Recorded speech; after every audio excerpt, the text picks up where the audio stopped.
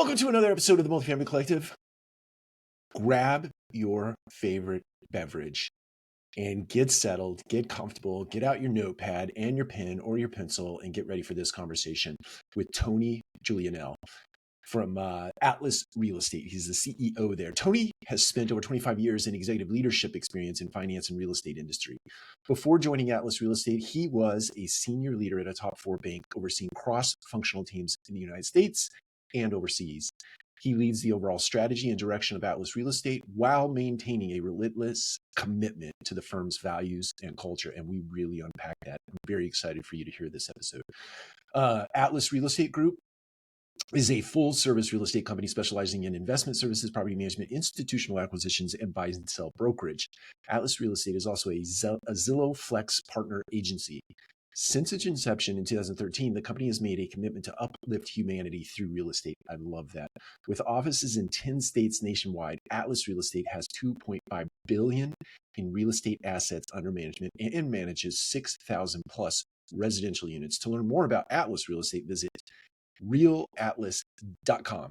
Now, this conversation, as are most, is very wide ranging, but what I really enjoyed about it is the focus around values, commitment to team members first, commitment to the real estate beyond the boundary lines, that is out in the community and what we do to serve the bigger interest of the community beyond the lot lines of our real estate, and really a commitment to just overall excellence in an organization and the execution of that excellence while understanding that we're not perfect. It was a fantastic conversation as it relates to that through line or those themes and topics. So enjoy.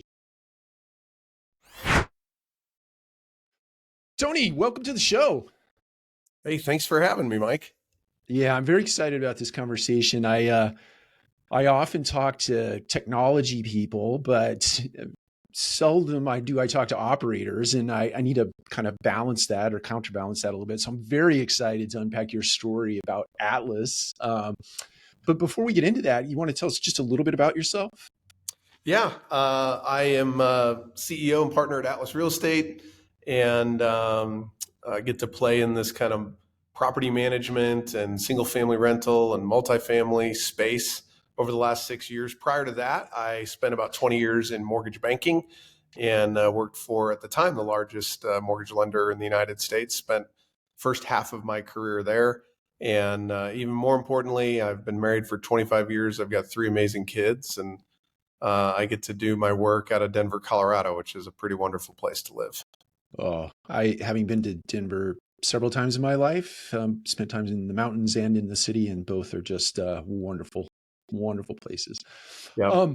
Let's kind of key off what you just said there. You spent 20 years in the finance world, but then you transitioned to real estate. And I'm just curious, what was the catalyst? What caused you to go from finance into real estate? Yeah, it's a great question. So again, I had an amazing 20-year career with Wells Fargo. I think very highly of the organization and learned so much. Like my professional development, I look back on it and I'm just incredibly grateful for the investment that was made into me by the leaders that I worked for and by the organization overall.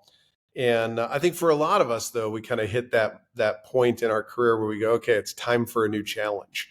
And when my time at Wells Fargo came to an end, it was really an opportunity to say, gosh, I don't know that there's a mortgage problem or a home finance problem that can hit my desk that I don't know the answer to at this point, right? And what could I go do that would stretch me and help me continue to be a learner? Like one of my goals is to be a lifelong learner. And I had this opportunity to join Atlas. Our 2 founders, Ryan and Jason, are just amazing human beings who I got to know. And they said, hey, come and do this with us, help us scale this business. And it was kind of my move from very large corporation to very small entrepreneurial environment. And it's been amazing. It stretched me in new ways. And I hope I've been able to add some value from my previous experience, but also I've just learned so much over these last 6 years. Well, let's stay in that vein of stretching yourself, learning new things. What what were some of the significant hurdles that you had to overcome, coming from that environment in finance, segueing over into real estate? And I assume you were growing a company. So what were Yeah. some of the significant hurdles? Yeah, that's a great question. I haven't spent a lot of time thinking about that, but the first couple of things that come to mind, I mean, when I left Wells Fargo, I mean, think about the breadth and depth of resources in a company of 250,000 people. Oh, When yeah. I joined Atlas, we had 25 people. So I got to pick my own email address and then figure out how to set it up in Outlook Online, right? So there was no opening a ticket.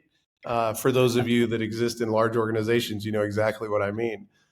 So early on, it was like, gosh, Ryan and I shared an office. I sat at a table in his office, and what a great way to learn a new organization Mhm. and start to understand a business. I was fortunate that because I was in home finance, there's a lot of tangential knowledge, right? There are a lot of things that Sure. just kind of crossed over. And then I honestly just think, Mike, leadership is leadership. So you're going to show up as a leader the way that you do, and hopefully you're going to be able to get the best out of the people around you by helping them, really be who they want to be and achieve their goals. So I think that's pretty transferable. I think other challenges just understanding, real estate's pretty regulated business and it's different in every state. So as we Mhm. grew from Colorado to Arizona and then Nevada and then Utah and Idaho and Texas and Kansas and Missouri and Georgia and all these different states, just getting our arms around what's it mean to really run a compliant business and do Mhm. that in a meaningful way. And then probably the other big one was really understanding the power of data and how important that data is to how we make decisions organizationally. And again, coming from a very large organization, the amount of data, the amount of people dedicated to data, the ability to do reporting was just kind of at our fingertips. We had to kind of grow all of that ourselves. And that now looking back, that feels like a Herculean lift, and I'm glad we did it. And I think becoming a data driven organization was a big push for us. I want to come back to data in just a second, but you were recently named the Denver Business Journal's most admired CEO in 2024. And I bring that up because I'm super interested in leadership. I have been my entire life, like you, a lifelong learner, read tons of books.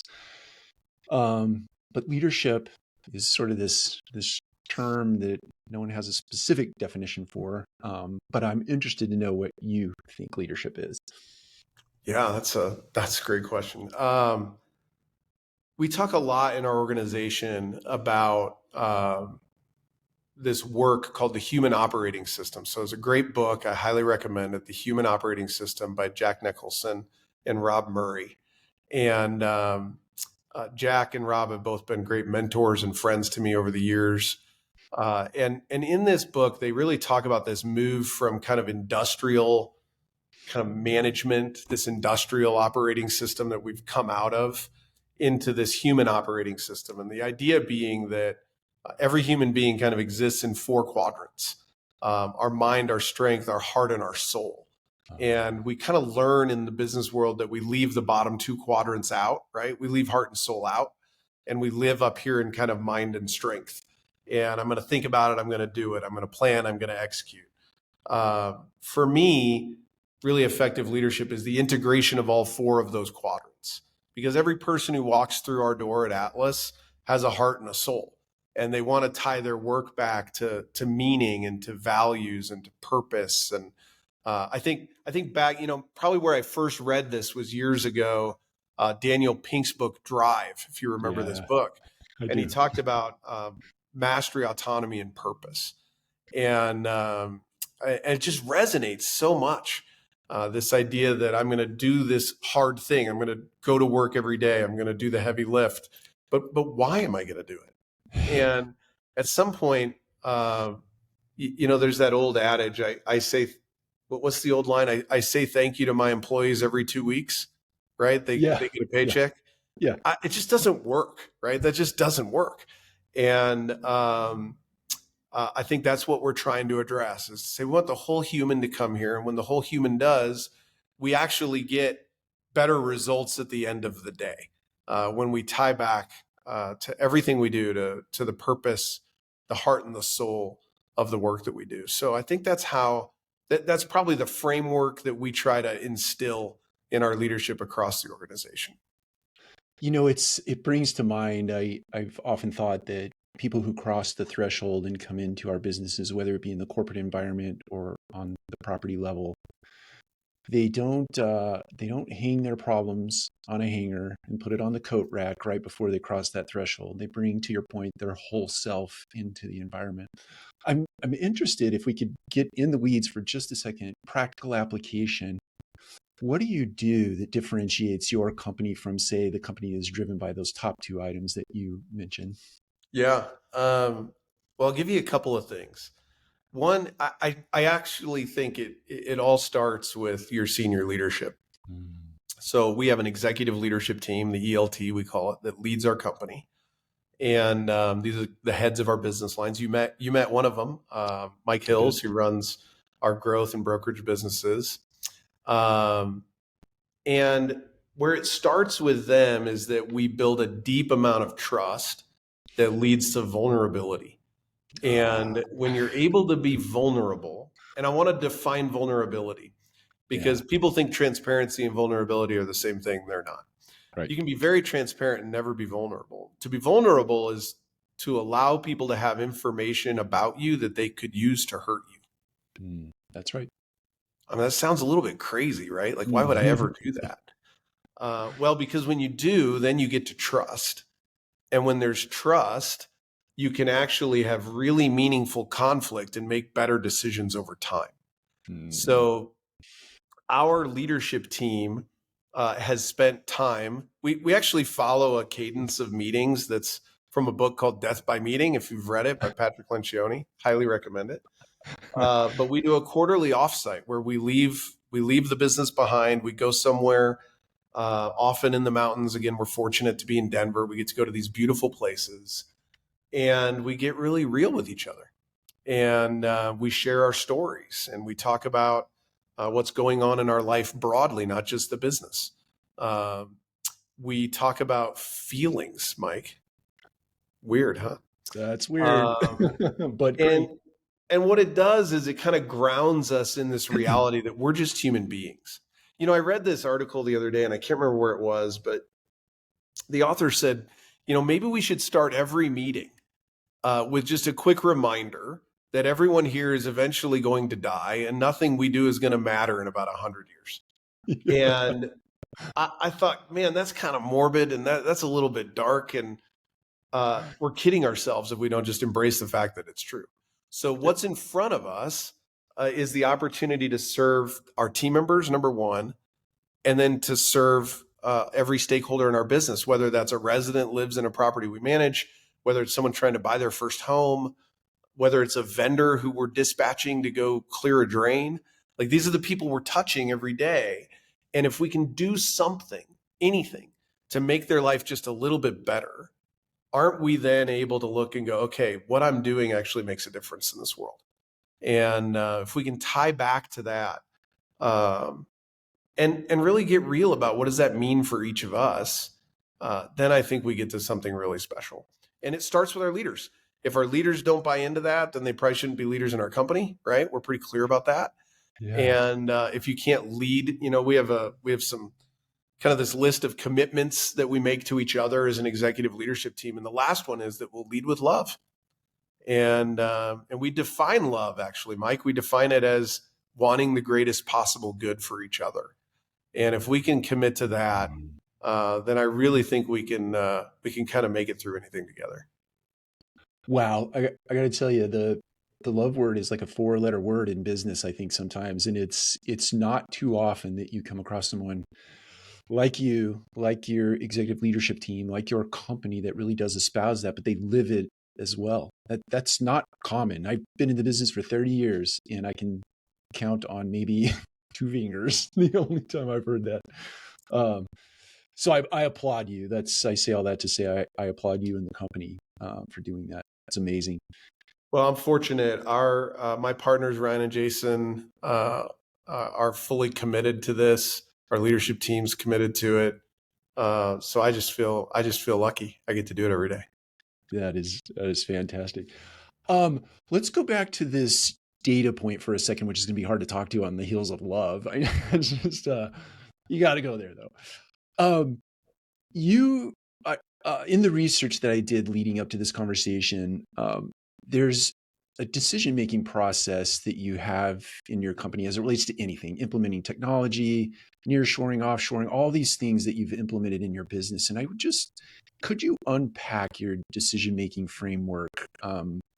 How you identify something, how you go through the process, how you ultimately come to a decision. Yeah. So we have a group of core values that drive every decision that we make. They are the rubric through which we decide what we're going to do and not do. And I think that's also unique about our company is that a lot of times organizations are goals driven. Your goals determine your decisions. Mm-hmm. Our values are going to determine our decisions.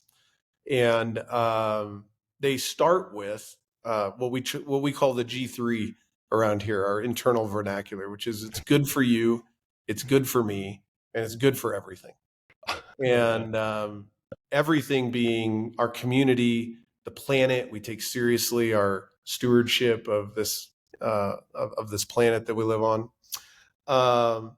So that's where it starts, right? Is it good for you? Can it be good for me? And can it be good for everything? Now, you can't always ring all three bells.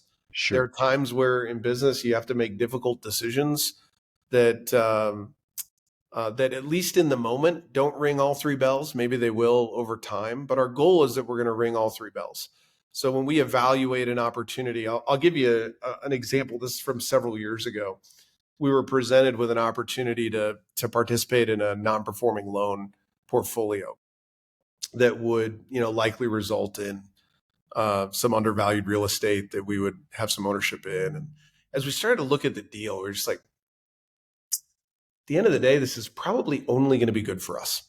It's not going to really be good for anybody else. It's probably not going to be good for the neighborhoods these properties are located in. It's probably not going to be good. It's just, and once you do that, you're like, oh, we're not going to do it. It rings one bell, forget about it. Yeah. Another example, I had a conversation with a vendor of ours. They were making a change to their platform, and the result was it was just very, very good for them.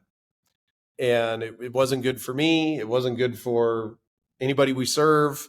And I was just able to say, hey, I understand your decision. It's your platform. You can do what you want with it. We won't participate in it. And he said, oh my gosh, why is that? And I said, well, we just have a rule around here. And it's good for you, good for me, good for everything. You got to get two of the three for it to even be considered. And you're only sitting on one.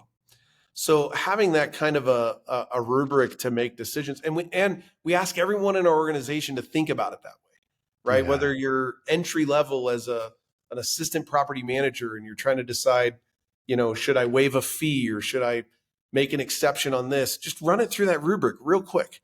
Is it good for you? Is it good for me? Is it kind of good for everybody? Oh yeah, I think it is. Then I'm going to do it. And we want to empower people to make decisions at every level in our organization, as long as they're thinking through kind of that decision-making matrix.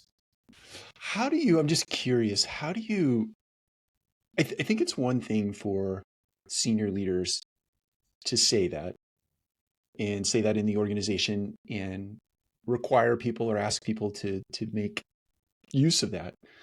But many times I see there's a disconnect, right? People they hear you, but they don't actually do it because they're not necessarily bought in fully, right? How do you make sure that that is imbued in people's minds such that it's just like muscle memory that they do it? Yeah, I wish I could tell you we just have that dialed, Mike. Like we figured that out across 150 people in our company. We haven't. We still work really hard at it. I'd say a couple things. One is, how often do we message it? Right. So over communicate. Like, in our leadership team, we talk all the time about the fact that if you think you've said it too many times, they probably haven't heard it yet. Right. So just keep going, keep communicating. I think we need to do a better job of telling the stories of when we use the rubric, right? Yeah. So I think we can do a better job of that. I think rewarding those behaviors when we see them, Yeah. and then just removing the fear of messing up as much as we can. So we like to talk about in our organization who's empowered to make mistakes. And we haven't gone as far as this. I think we should. I think we should put in our job descriptions the dollar amount of mistake you can make and face no repercussions. Yeah. Right? Yeah.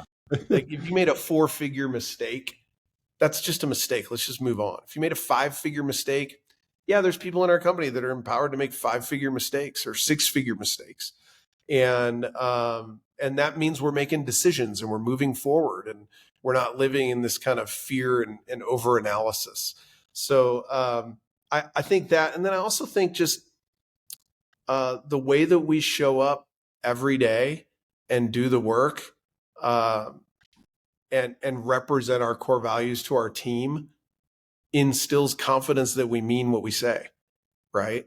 So I think how we engage the team and the ways we choose to spend time together. Once a year, we now operate in 10 states, so we have team members in 10 states.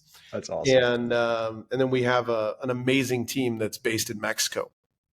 And every year we haven't figured out how to do this with our Mexico team yet. We'd love to figure this out, but every year we bring all of our US based team members to Denver and we do a holiday party in December. And before that holiday party, we do an all team meeting.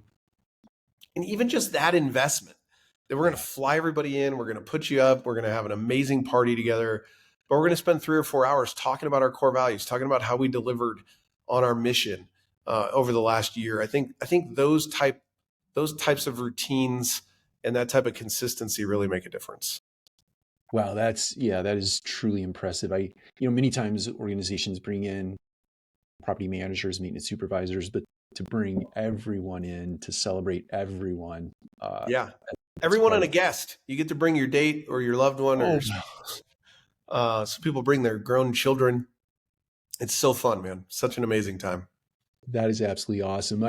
It brings to mind, I had another question sort of based on research that you tend to be somebody that can relate to almost anybody or practically everybody in your organization, whether it be somebody new coming in or somebody that's been there and seasoned and so on and so forth. And I'm just wondering how you sort of get yourself from one level to the next and how you sort of, I guess I'm going to call it a chameleon for lack of a better way to put it, but a chameleon, but authentic, because you seem very transparent, very authentic, very vulnerable, very trustworthy. How do you move up and down in the organization like that?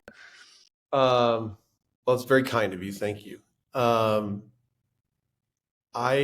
don't feel like I do that in any intentional way. Mm-hmm. I think I just love people and I love to learn.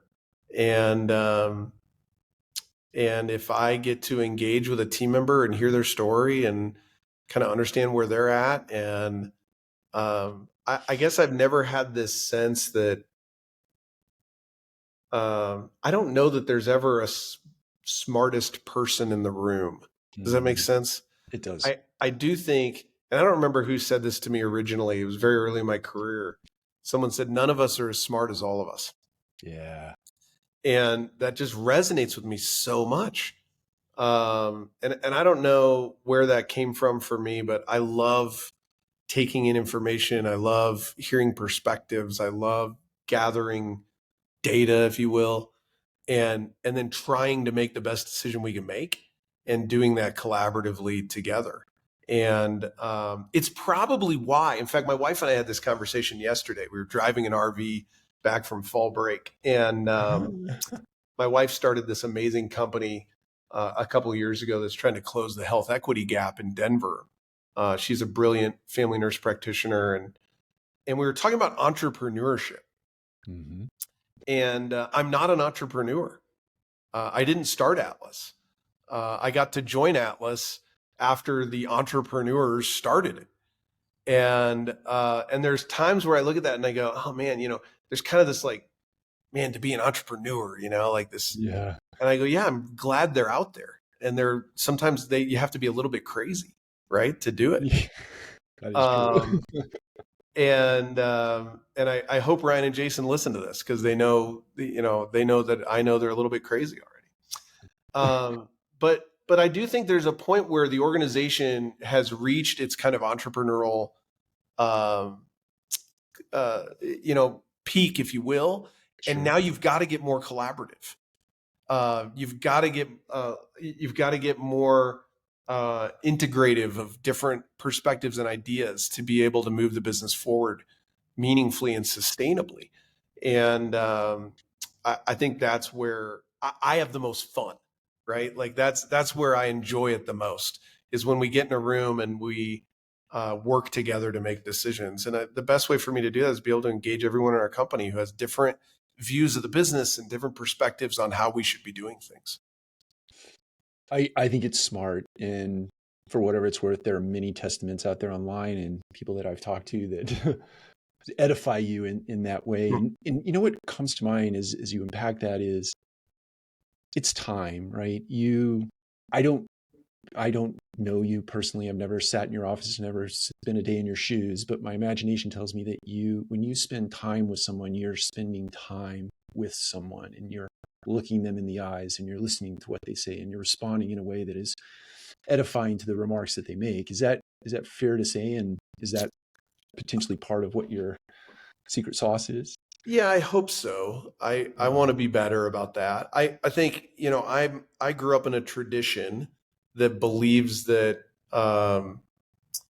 the line that comes to mind for me is fearfully and wonderfully made, that Uh, human beings are, um, they represent, um, something so meaningful and so worthy of our time and our energy to understand and to engage with. So, when we say, our mission statement as a company is uplift humanity through real estate, it sounds kind of grandiose, right? yeah, it's Um, awesome though. but to me, it's kind of one person at a time. Like, who's in front of me right now, and what do I get to do to add value to their life? And because they deserve it. And so I think that, that concept has shaped me from a young age, and I hope I live it out. Uh, Yeah. I hope every day. Well, I can tell you, it sings through in spades, as far as I'm concerned. Let's let's shift gears slightly, um, and talk about. So, I'm not exactly sure how big Atlas was or how small, what the size was when you came on board. But today, I think you're 6,000 units plus minus. 10 states, 11 states. You're a lot of states. Um, my imagination tells me that as you scaled, you had to put systems, processes, disciplines, routines in place. So talk to us about, hey, at this stage we were X and this is kind of what it looked like, but today it's, this big behemoth. It requires different systems, kind of the growing pains, things that stick out in your mind as it relates to Mm, that journey to now. yeah. Yeah. Property management is such a fascinating business. And I think the average property manager has like two or 300 doors is the Mm. number. And I think that's a NARPM number that I'm, pulling out of thin air somewhere. But to be in that thousands plus, and I would even say at 6,000 doors, we're still kind of a little bit subscale. Mm. It's a little bit challenging. You hit that 10,000 plus doors, and you've got a little bit more scale. And there's only a handful of those guys, and they're so impressive. I learned so much from them, and I'm grateful to those that have been willing to share insights with me over the years. I think a few things. One, to really have a successful business, it needs to be replicable, right? So you've got to be able to kind of do the same thing over and over again. Mhm. And when you're smaller, when you're a few hundred doors, I call these guys Big Dave's property management. That's just I don't know Big why Dave. I do that, but I like Big Dave and he does a great job. And Big Dave always answers my phone call on Saturday nights.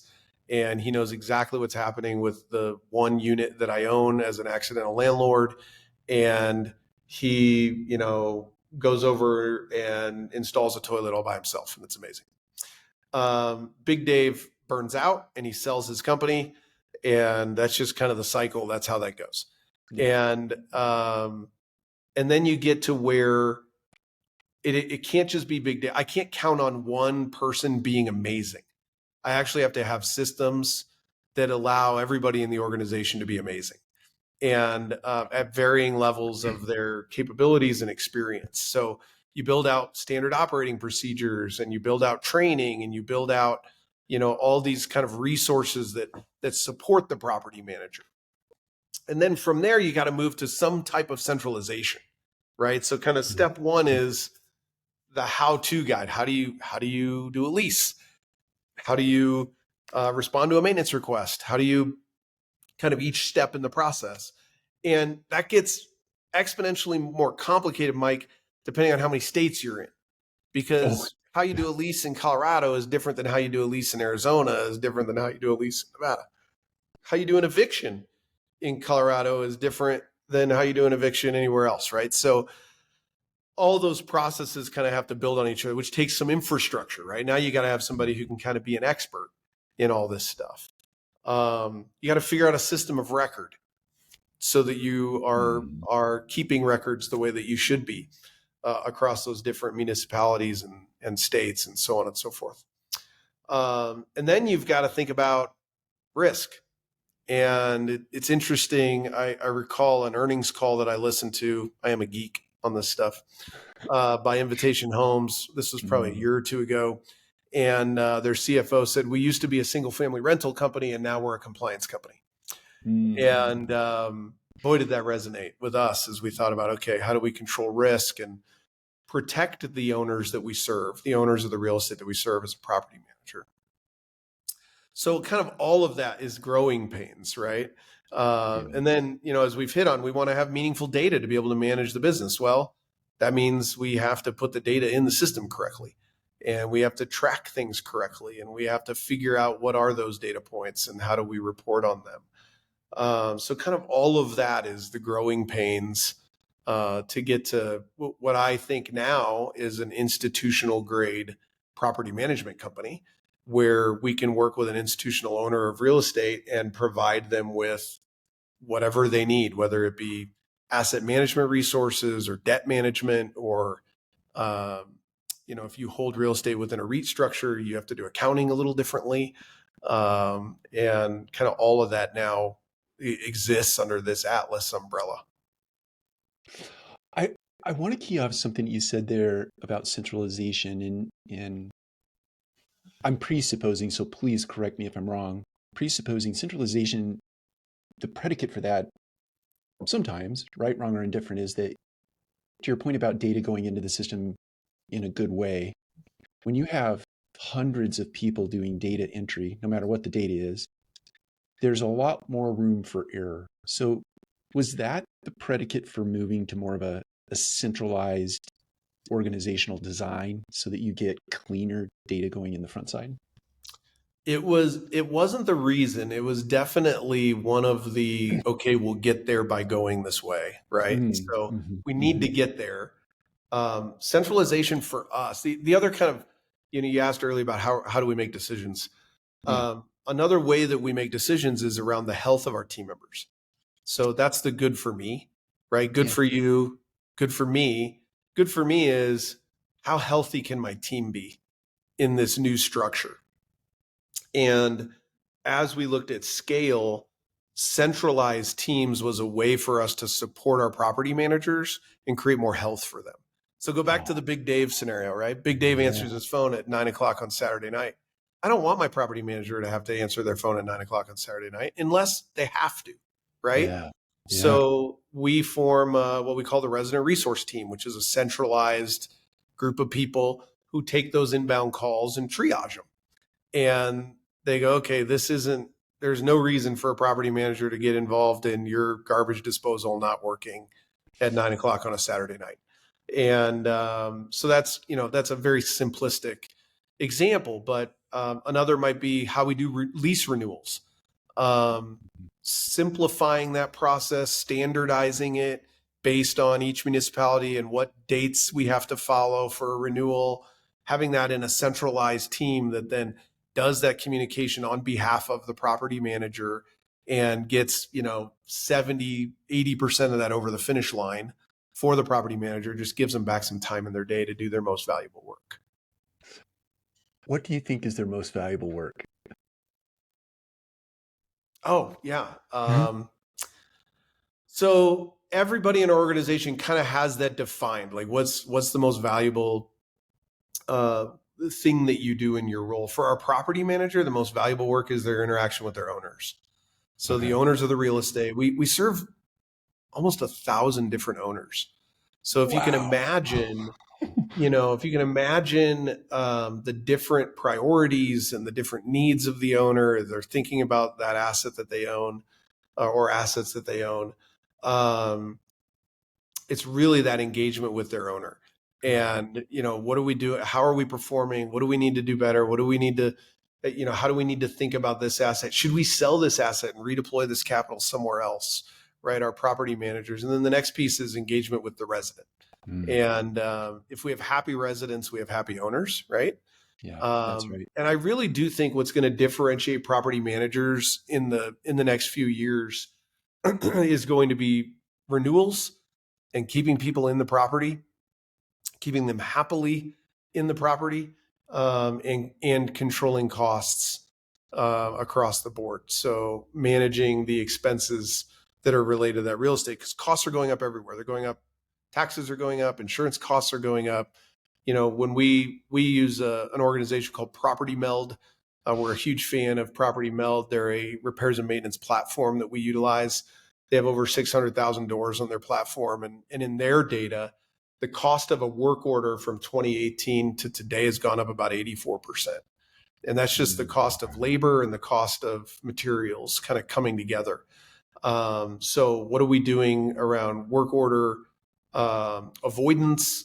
We're not just dispatching. We're, did you try turning the light bulb to make sure it works, right? The basic stuff where we're coaching a resident through how to do those types of things, to, vendor engagement and trying, pushing really hard on volume discounts everywhere that we can, and keeping those costs down. So that's really where the property manager is going to spend a lot of their time, is resident engagement and owner engagement. And the more they get to do that, I think the more everybody wins. Yeah, I couldn't agree more. I think it's, I've always worked in very large organizations, but to the extent that we disappear a lot of the rote and routine work, maybe that's not proper grammar, but we just try to take that work that occupies time and you give that back, and you provide an opportunity for somebody to look somebody else in the eyes and have a real conversation. Because I think at the end of the day, real estate, the success of real estate is largely predicated on relationship, right? And for 100%. so many years in big organizations, we just push everything down, push it down, push it down, push it down. And then we can't understand why nothing gets done and why the consumer's not happy. That's right. You can't let anyone look anyone in the eye. So that's exactly right. How do you, so you touch on something. Real estate has really seen way more than its fair share of headwinds, let's say over the last 36 months plus minus. Maybe it started around 36 months ago, but it's really playing itself through right now. How do you, as an executive leadership team, stay adept at what's going on out here in the market, and then making sure that you're putting, whether it be tech or systems or processes, against the things that have become headwinds in real estate, such that the business continues to sustain itself? Yeah, it's a great question. I think a couple things. One, back to your question around scalability and standardization, and you can also create a lot of rust in the system. Ooh. If your SOPs, if you have a standard operating procedure that's 14 pages long, guess who's never going to follow it? That's right. Anyone, right? Yeah. So I think one of the things that we've done, and we've talked a lot about this over the last couple of years, as interest rates have been very, very challenging, and inflation impacting just the cost to operate broadly. Where can we simplify? Mm. and how do we just make this as simple as we can possibly make it? And that's hard. I mean, it's really, really hard. It's really hard across different states. It's really hard with different owners who have different goals and what they're trying to achieve. We talk about it constantly. Like, how can we take a step out of the process? How can we, um, if there is a tech solution for this, is it really going to deliver even 70% of what it promises? Yeah. And if it's not, we're not going to do it. Right. So Yeah. how do we do that? How do we, we're an Appfolio user. Our focus is how do we get as much of our company functioning within Appfolio as possible without having to use outside platforms. And we still use a number of outside platforms, and they're fantastic. Mhm. But where can we simplify that process? I'll give you an example. Um, we use a leasing platform outside of Appfolio, and we don't want to, Mike. Mhm. We want to just use it all in Appfolio because that makes our life so much simpler. Problem is, this leasing platform has built-in fraud recognition, and Oh, if we don't use it, this self-guided tour is like the only way to show a single-family home these days. yeah. And that's the only way, that's how people want to do it. And we want to meet people where they want to be. But if you sign up for a self-guided tour and you're not willing to upload a photograph of your ID and then do a selfie where we'll do facial recognition to make sure that's who you are, then we're not giving you a code to get in the house, right? Yeah. And we Yeah. have to be smart about that stuff. So I think, that balancing act of kind of rust in the system versus simplification and how do we just make it really easy to do business is the ongoing balancing act that we're trying to walk. And in doing that, hopefully we're weeding costs out of the process and we're able to be more efficient and in some ways, as real estate just kind of stalled out over the last couple of years, particularly in the Mhm. multifamily space, just very little trading happening, a lot of debt workout happening, where folks ran into trouble with rising rates and tripping DSCR covenants and all this other Mhm. stuff. Um, we got to kind of hang out around the rim, and we're able to do that. We're fortunate that we have a great recurring revenue model, uh, and wait for things to kind of normalize and come back to life. I think to speak to that, it's almost been a blessing. It's a bit of a curse in that, real estate wanted to continue to move in the cycle, but it's been a blessing over the last 24 months plus minus that you have this stall in the marketplace because now you can work on the business That's right. instead of in the business. So many of That's us right. get caught up in the day to day that we forget that we're architecting something that has to be supportive of this huge number of people and process. So it's been a blessing, I think. Would you agree with that? Absolutely. I do think the in being able to turn focus internally, for us, I think it was probably early 23, end of 22 that we kind of had this mantra of operational efficiency. Like Mm, that was mm, the mm. number one focus for us. It wasn't growth, it wasn't expansion, it wasn't deployment, it wasn't, it was like, okay, we'll take all that where we can get it, but Yeah. let's look in the eye that, that's probably on hold right now. And so how do we get really, really good operationally? And we had explosive growth over a number of years. And I like Mhm. to remind people that explosions rarely create anything other than chaos, right? That's right. That's So right. then you look at everything, you go, oh, this is a bit chaotic, and that's okay. Like now let's get in there and kind of fix the chaos. So I do agree with you. I think that has been the certainly the bright side of this kind of slowing down of transaction volume and capital deployment is that we've been able to get really, really good operationally.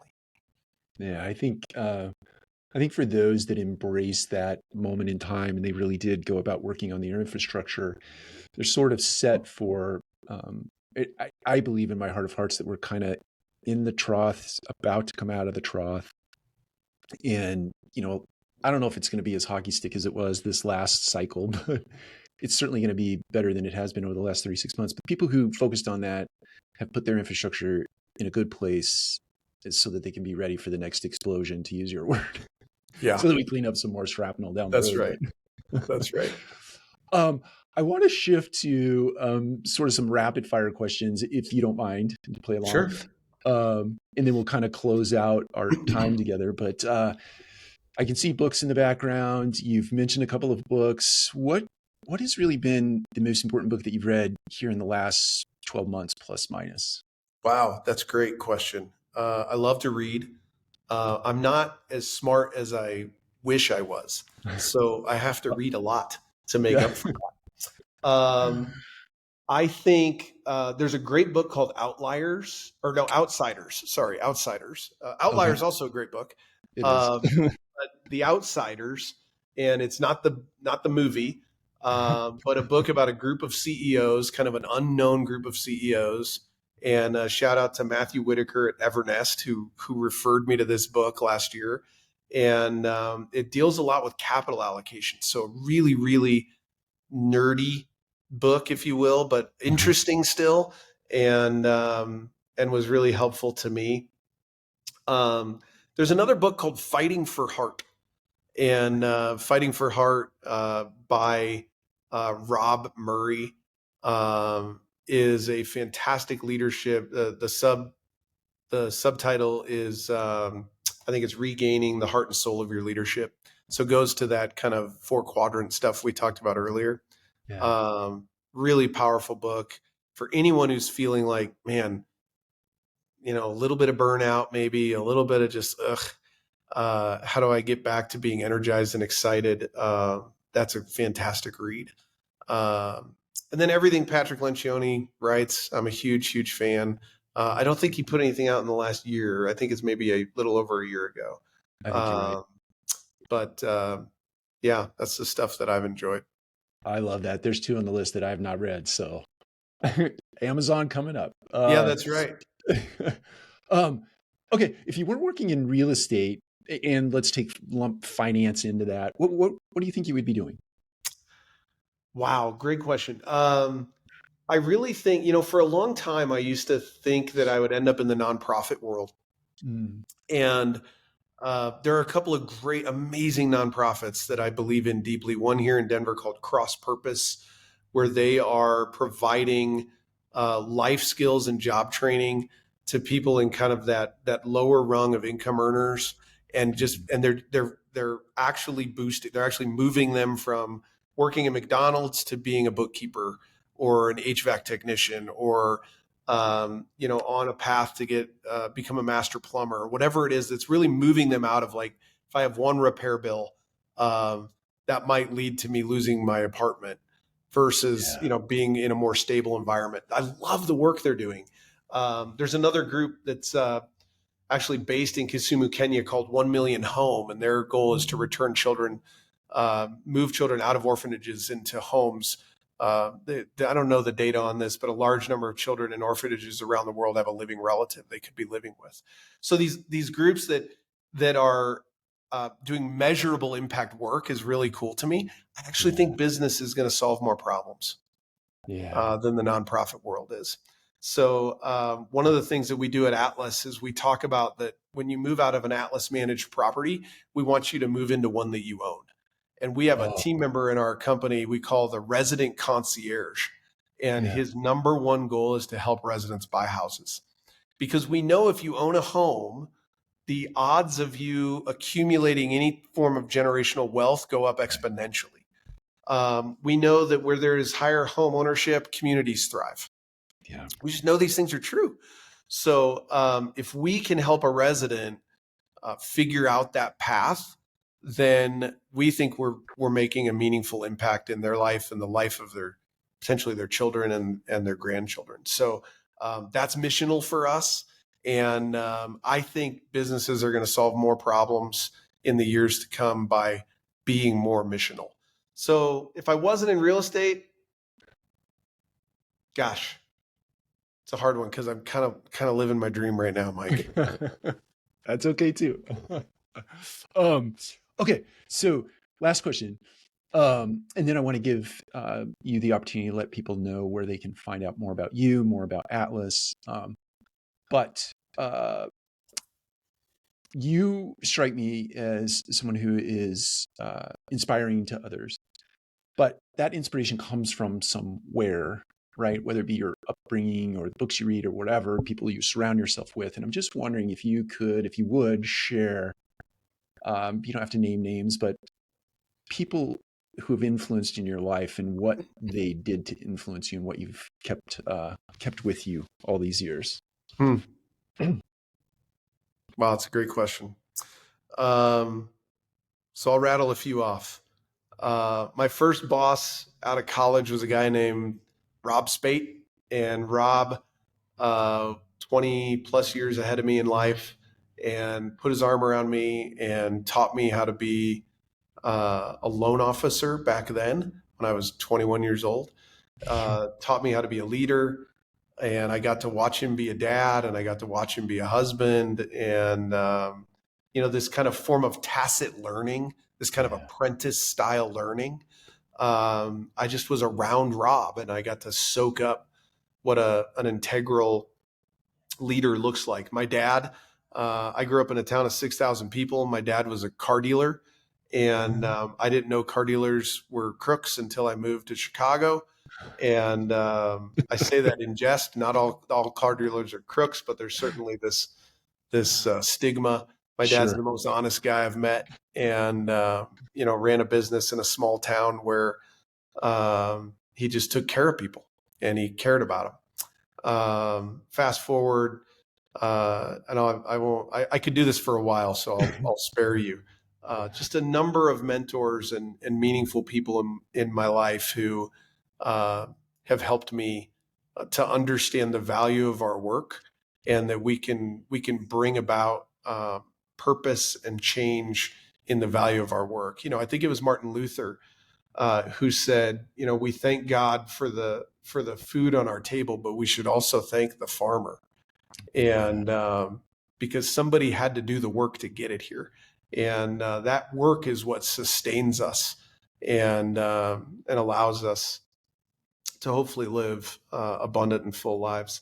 And then I would say today, Ryan Boykin and Jason Shepard, the two founders of Atlas, and two of my dearest friends, we've had amazing experiences together. They are thoughtful, intelligent, and passionate people who I just love being with and love doing business with and doing life with. And to have those kinds of partners who challenge me, push me to grow, encourage me, and who are an example of, I think, truly exceptional men is a gift to me. Wow. I really appreciate you sharing that and sharing it in the way that you did. And um, I think it's just a true inspiration to people out in the business world in general. So thank you for that. Also, I want to thank you for investing some of your time with us here at Multifamily Collective. I love these conversations. I love the stories that people tell, and I love sharing them with the world. So thank you for investing some of your time with me today. Mike, what a gift to me. They always say, what's everyone's favorite topic? I mean, you just asked me questions about myself and my business for an hour. So that two things I love to talk about, right? That's right. That's right. Well, where can people find out more about you, about the organization, if they are interested? Yeah. So realatlas.com, realatlas.com. And anyone who wants to talk about great books to read or the real estate space, you're welcome to just email me. I'm Tony at realatlas.com. And that's my email address. I'm happy to respond. Tony, thank you. Mike, thank Appreciate you, it. man. This was great. Great. Take care. Cheers.